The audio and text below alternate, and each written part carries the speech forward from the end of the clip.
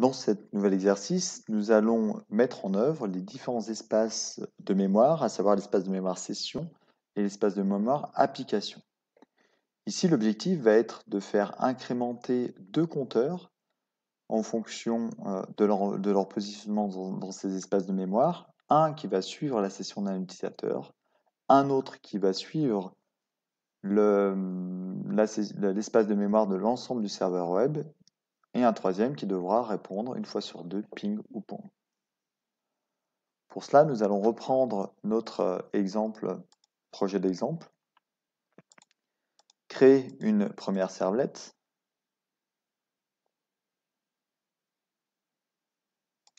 nous allons l'appeler ping servlet.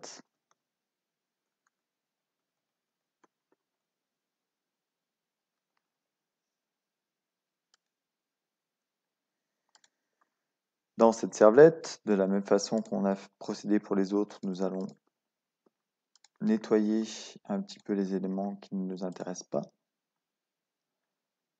renvoyer et déclencher cette servlette sur un ping. Ici, nous aurons la nécessité, sur un doGet, nous ne ferons pas de doPost sur cette méthode, sur un doGet, ce que nous souhaitons faire, nous souhaitons ici récupérer une information par rapport à un compteur. Donc déjà, la première chose, c'est de vérifier si nous avons quelque chose dans l'espace mémoire session.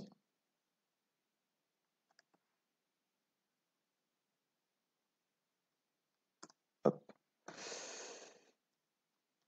Nous allons regarder ce qui se passe à l'intérieur de l'espace mémoire session.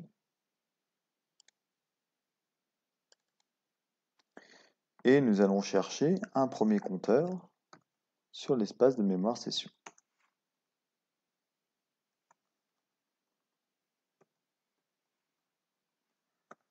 Une des bonnes pratiques va être de pouvoir positionner cette constante au démarrage de notre application.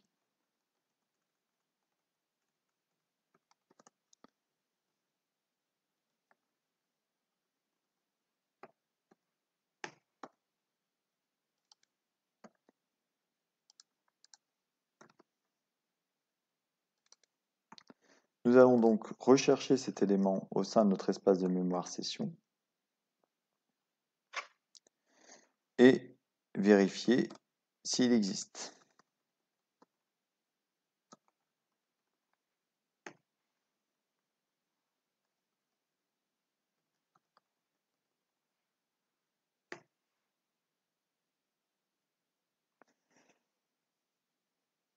Avant de le convertir, nous allons quand même tester si effectivement il existe. Dans le cas contraire, nous aurions une exception. Donc on va déjà vérifier si cet espace de mémoire est occupé, donc s'il est différent de nul. S'il est différent de nul, cela veut dire qu'il y a déjà un compteur associé à cette position mémoire. Dans ce cas-là, je vais être en mesure de pouvoir le récupérer.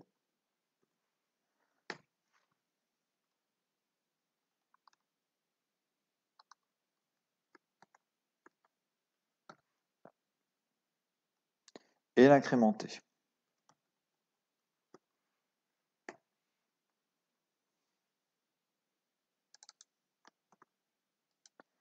Une fois que ce dernier sera incrémenté,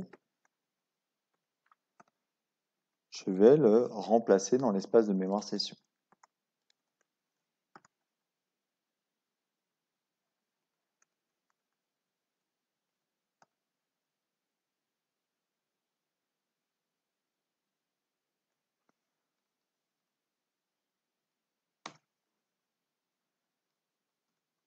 Donc à l'étiquette counterS avec cette nouvelle valeur qui a été mise à jour.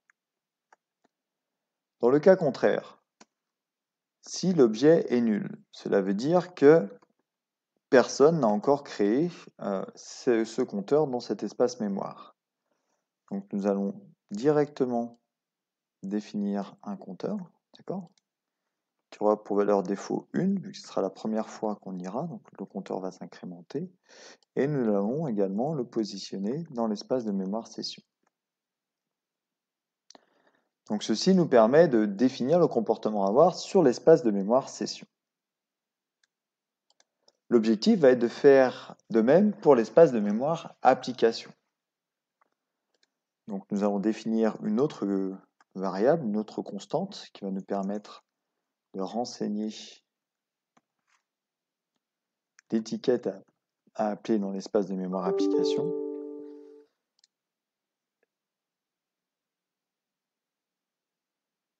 Qui va nous permettre de renseigner l'espace de mémoire dans l'espace application. Et nous allons procéder de la même façon. Ici, nous allons récupérer le servlet contexte qui va nous redonner l'espace de mémoire app.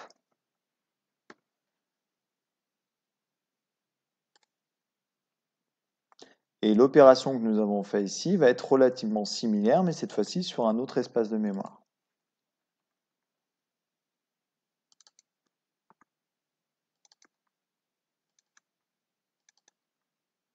Encore une fois, il faudra bien également changer la clé.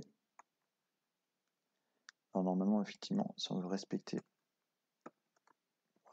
la norme, très bien.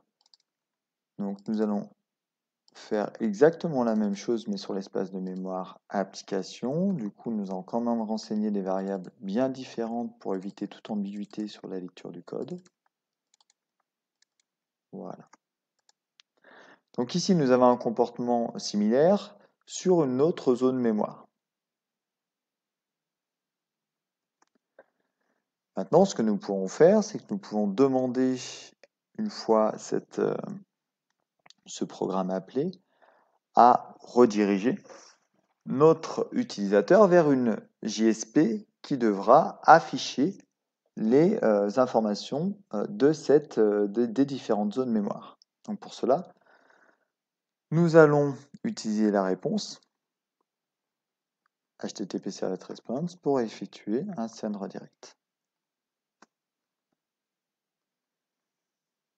On va appeler ça pong.jsp. Ici maintenant, nous allons devoir définir une JSP pour pouvoir afficher le résultat des éléments qui sont en mémoire.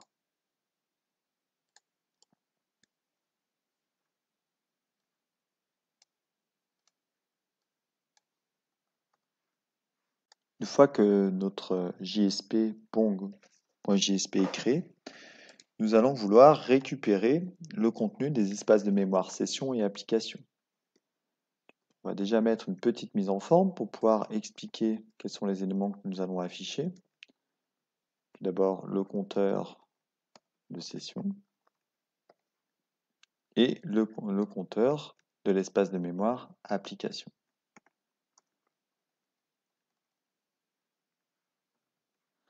Maintenant, nous allons devoir rechercher l'information contenue dans ces espaces de mémoire. Donc, à l'aide des scriptlets, nous allons pouvoir récupérer et demander les différents espaces de mémoire. Nous avons à notre disposition un certain nombre de raccourcis pour pouvoir récupérer ces objets. Typiquement, on va pouvoir demander à récupérer directement le contenu de l'espace de mémoire de session à une étiquette donnée. Donc on va aller vérifier l'étiquette que nous avions donnée dans notre code, counter S.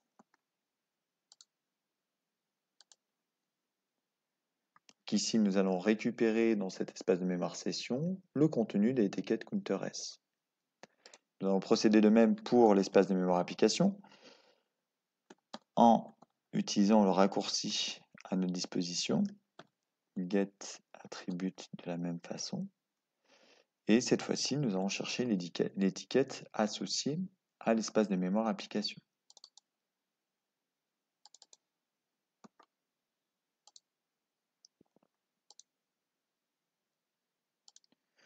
Donc une fois ces éléments réalisés, on va bien vérifier qu'on a redirigé le contenu de notre servlette vers cette JSP, ici, ce qui va nous permettre par la suite de pouvoir correctement exécuter le code.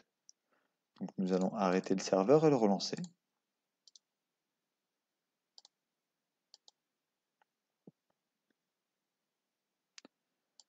Si je vais sur l'URL ping, on a bien mes deux compteurs qui sont en train de s'incrémenter. Si je l'effectue une deuxième fois, on voit bien que ces compteurs vont être sauvegardés au cours du temps. Alors maintenant, que se passe-t-il si j'essaye d'appeler cette URL, d'appeler mon application depuis un autre navigateur, ce qui simulerait l'usage de plusieurs utilisateurs? C'est ce que je vais faire ici. Ici, on se rend compte que le compteur d'application continue à progresser, mais le compteur de session a été réinitialisé. Pourquoi? Parce que, au vu de l'application web, ce web browser est un nouvel utilisateur. Je peux faire de même avec un troisième navigateur web.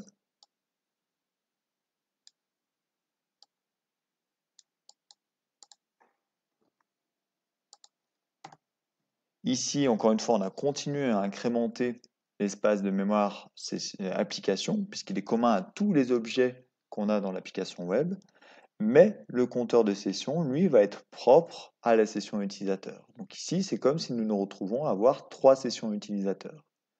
Si, sur ce navigateur, je redemande à accéder à refaire une opération de ping, son compteur session va bien s'incrémenter de 1. Son compteur d'application, lui, a continué à augmenter parce qu'on avait ouvert une nouvelle session ici.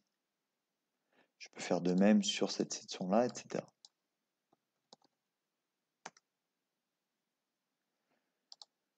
Donc ici, dans cet exemple d'application, nous avons vu comment utiliser les différents espaces de mémoire à notre disposition, qu'on était capable de pouvoir modifier ces informations, qu'elles avaient un impact qui était propagé sur soit uniquement la session de l'utilisateur, soit l'ensemble des éléments de l'application web.